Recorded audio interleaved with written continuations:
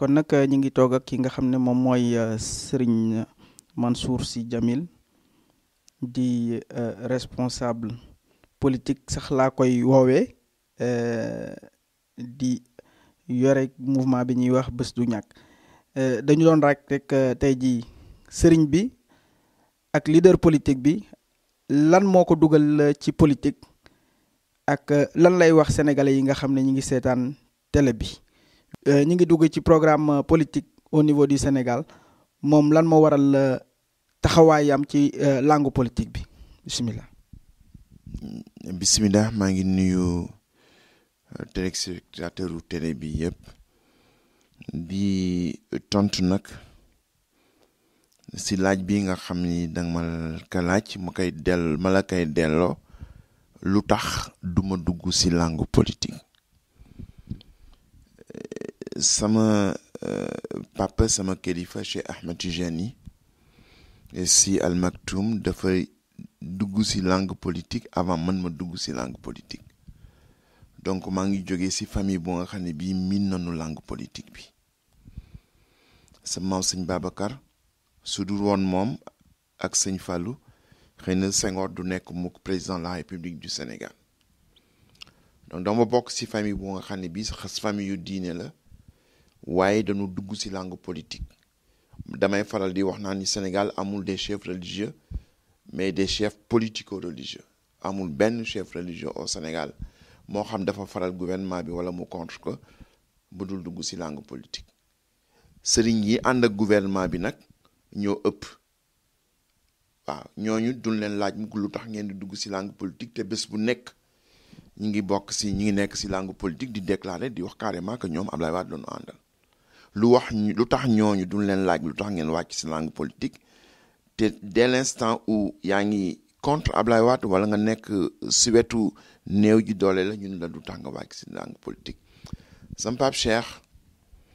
moom laa doon wax dafa dugg ci langue politique di def meeting benn waaye romb fa ni sëriñ daal der ba sata la ba ak kurus ga sëñ Cheikh daal di taxaw daal ni dégg ngeen li waa ji wax ñu ni ko waaw mu ni leen politique su fekkee ni lu bon la kenn warul sa jiiti sëriñ sa ndax su fekkee ni lu bon la ñi koy defar sëriñ si lañu war bokk su fekkee ni lu baax la lu baax itam kenn warul sa jiitu sëriñ sa dans les deux cas sëriñ bi war na def politique donc kooku mooy première raison bu tax dama bokk ci famille bu ko def sama ay waajur dugg nañu ci langue politique bi sëriñ si nekk Sénégal ñi ci ëpp ñi ngi ci langue politique bi donc sëriñ ak Sénégal sëriñ ak politique dëkk bu mel na Sénégal warul nekk mbetteel warul nekk bees gi bët warul nekk bees gi nopp looloo tax ma dugg ci beneen bi lu tax ma dugg ci dafa fekk ni yonent bi sallallahu alayhi wa sallam mi ngi woon ci langue politique bi yonent bi chef d'état-major la woon moo doon diriger armée bi yonent bi moo doon diriger l'état de Médine yonent bi moo nekkoon yonent bi lépp lu xam ni wàllu charia la ak wàllu sunna su yonent bi lañ doon rey El Hadj Omar Foutiyou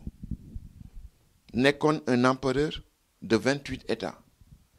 nekkoon le chef d'état-major nekk waliyu di chefu tariqa Cheikh Ahmed Tidiane ba pare nekk écrivain ñeent yooyu yëpp la boole woon te ñun tariqa bi ñuy gëm di ko topp si El Hadj Omar Foutiyou lañ ko jëlee rax si dolli si ni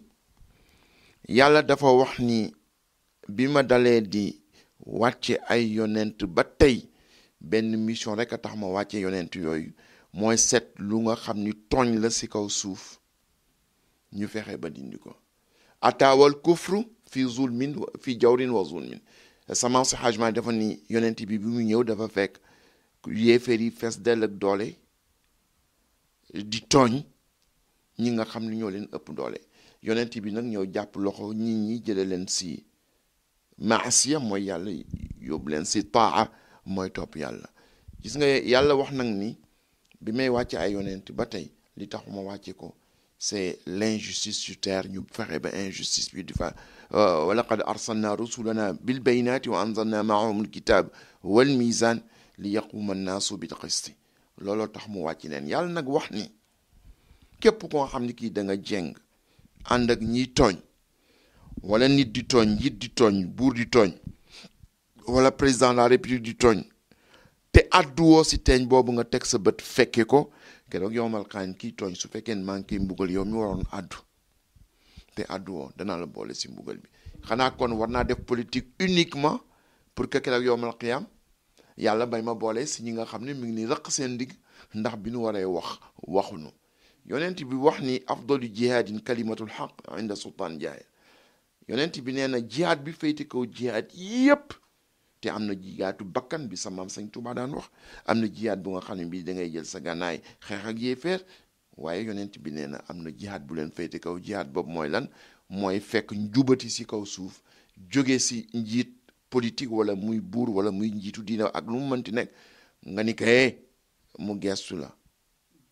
nga ni ko li nga nekk dëggul du dëgg wàcc nga yoon wi donc raison yi yëpp nag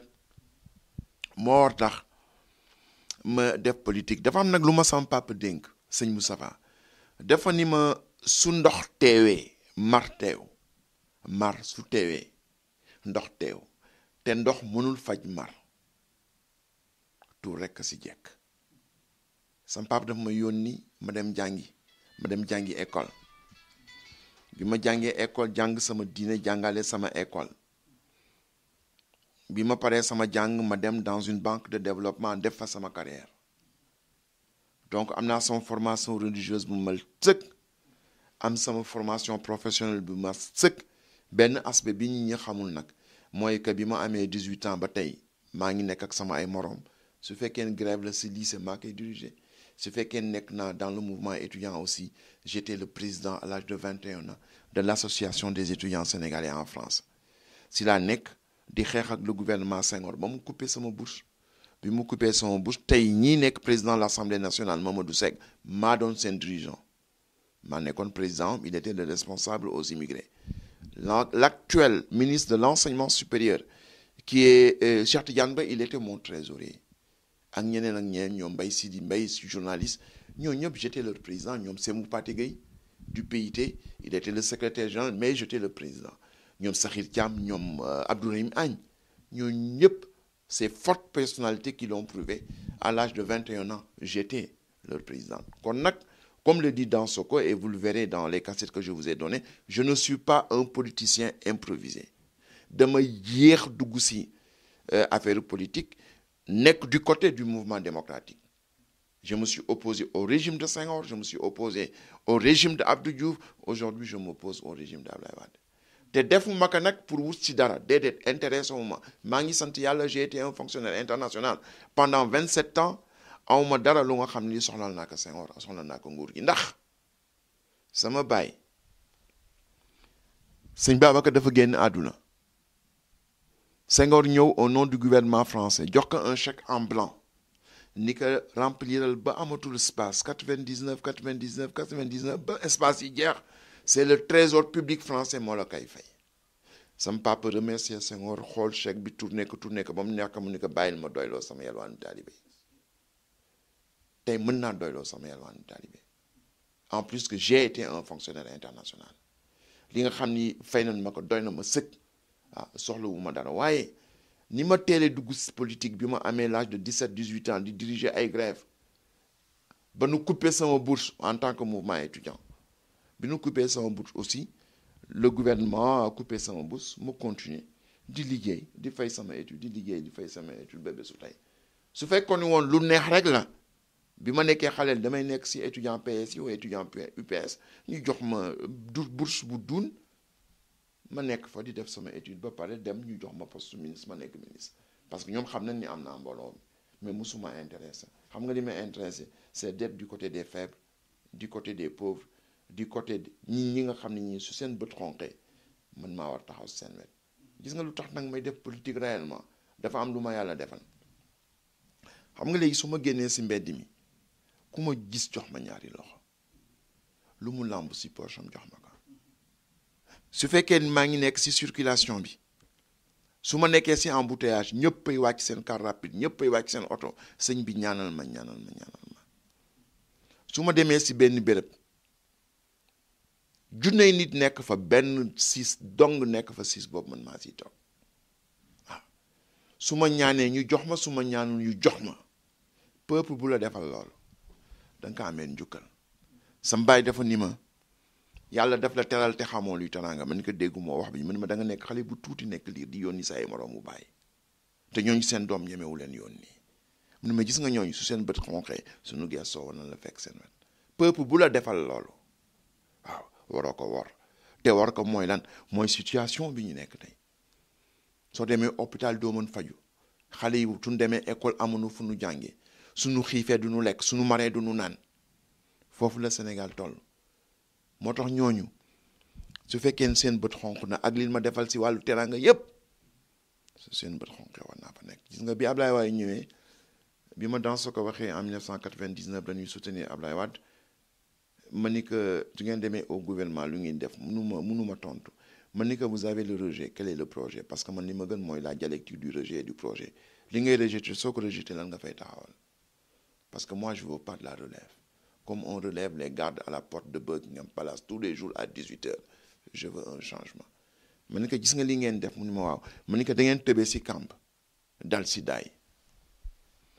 ku tëbee si kamb dal si daay nag am na beneen tëbin bu lay xaar gis nga nag si tëbin boobu lañu toll li may ñaan yàlla mooy su fekkee ñu ngi daanuwaat bu nu daanu si kamb bu nu daanu si daay nanu daanu si candidat bu nga xam ne bii comme candidat bés du ñàkk la wala daanu fu nga xam ne fii fu nooy nepp la muy njëriñu Sénégal yi daal pour tontu la moo tax ma def politique amul dara lu sal xëy na politiciens yi seen bopp ñoo salte waaye politique saltewul ndax politique mooy lan mooy fexe ba éducation xale yi jàng fexe ba nit ñi am lu nu lekk ak lu nu naan agriculture fexe ba suñu feebaree ñu faj leen fexe ba xale yi suñu jàngee am liggéey bu nga xam ne bii jàpp nañ si mën dimbali seen ay waajur mun yore seen kër loolu rek a tax ni di def politique su saltee nag ñi salte ñoo jëlee seen salte si biti dugal ko si politique waaye politique warul salte amuñu lu dul Sénégal man je suis un immigré là parce que def naa 40 ans à l'extérieur ku def 40 ans à l'extérieur lépp lu nga xam ne nii xew na si immigration bi xam nga ko immigration lu tax mu am su fekkoon Sénégal jagoon na amul kenn kuy bàyyi réewam di dem si beneen réew yi jag yëpp amul kenn ku koy bàyyi di dem feneen comme ni mu mel li réew mi jagul ba nga xam ne nga nekk sa diggu doole xam ni le bonheur mi ngi fépp ba mu des Sénégal nga jël risque yi ngay jël di jaar si géej gi di def lu nekk pour rëcc rek ñëw si fu nga xam ne bii xëy na yaakaar nga ni daa fa dem ñu koy def di ko def ba tey y a 3,5 millions immigrés au niveau du monde immigrés yi transfert xaalis bi ñuy def moo ëpp l'aide au développement suñu boolee l'aide publique au développement ñu dagale ko moo xam bi jógee Banque mondiale bi jógee l'AFD l'Agence française de développement moo xam l'aide bilatérale soo leen dagalee yooyu yëpp étudier nañ ko bu baax si assises nationales yi li nga xam ni moom la immigré di transféré moo ëpp doole donc l'immigration est devenue la diaspora est devenue une force économique parce que force économique la force sociale la su fekkee ne force sociale la force politique la su fekkee ne force politique la force électorale la immigré bi 3,5 millions c'est pas comme l'immigration de la Côte d'Ivoire qui est de 60 000 nous on est 3,5 millions donc seen participation ça va être décisif te immigré yi man je suis tout le temps parmi les immigrés yàgg naa si ñoom 40 ans à l'extérieur ba pare nekk ak ñoom tout le temps su fekkee ñëw nañu au pouvoir dans le set immigré bu nekk fi nga nekk par exemple bu yàggul laa jógee Espagne ñu ni ma ñoom le problème essentiel bi ñu am mooy affaire permis de conduire da ngay am sa permis ñëw doo mën liggéey Espagne parce que amul accord entre le Sénégal et l'Espagne beneen affaire bi mooy les voitures de plus de 5 ans ñoom ça c'est l'une de leurs préoccupations il faut que Abdoulaye Wade bàyyi oto yooyu ñu dugg Sénégal mba am na ñu nga xam ni yu bare si lañu yaakaar pour dundal seen ay njaboot soo ñëwee fii au niveau soo demee France ñu ngi lay wax naan ñoom problème bi nu am mooy que ni yow soo dee jigéen sa nationalité mënoo ko transmettre sa doom waaw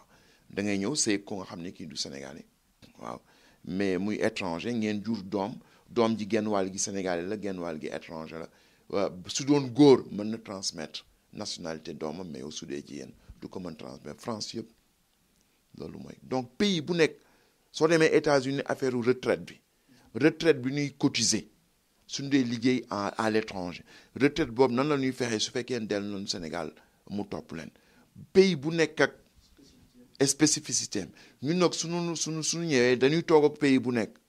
suñu demee waa Allemagne dañu yéen waa Allemagne en tant que diaspora du ñëw naa leen solution yaa ngi nii comme ni nga ma posé question bi déedéet solution bi ñun amee wuñ ko dañuy dem Allemagne wax leen lan mooy seen problème ñun lii mooy suñu problème ñu dem France laaj leen ñu dem au niveau des États-Unis Italie laaj leen dem Espagne laaj leen suñu demee nag y aura une politique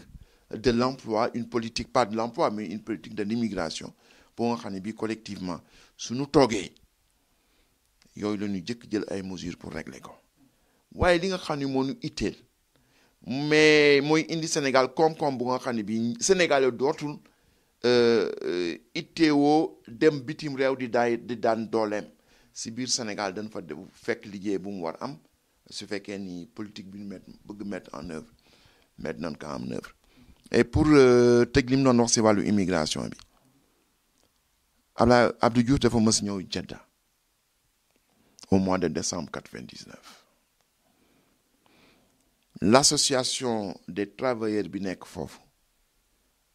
Abdou Diouf woote kenn demul man demuma woon parce que xam naa ni propagande la woon Abdou Diouf ñëw ne plus de 10 fois faalewul immigré yi nekk foofu bi nga xamee nekk en décembre 99 la mu woote nit na ñëpp ñëw dafa am lu muy waxtaan le président